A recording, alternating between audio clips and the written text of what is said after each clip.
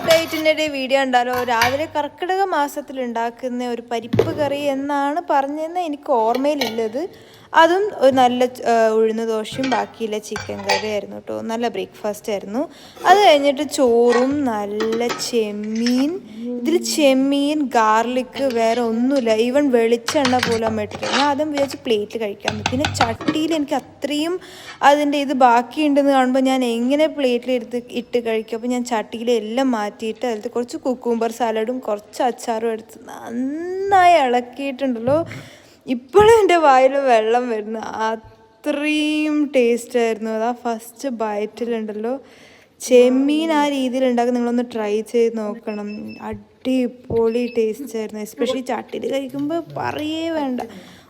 രാത്രി ആകുമ്പോഴേക്ക് ചപ്പാത്തി, മീൻ ഫ്രൈ, നല്ല ചൂട് മീൻ കറിയും കൂടിയായിരുന്നു കേട്ടോ. ഈ മീൻ ഫ്രൈ നല്ല ടേസ്റ്റ് ഉണ്ടായിരുന്നു. കുറേ കാലത്തിന് ശേഷം ഇവിടെ മീൻ കിട്ടുന്നത് തന്നെ നല്ലൊരു ഡിന്നറായിരുന്നു. That's it. See you next time.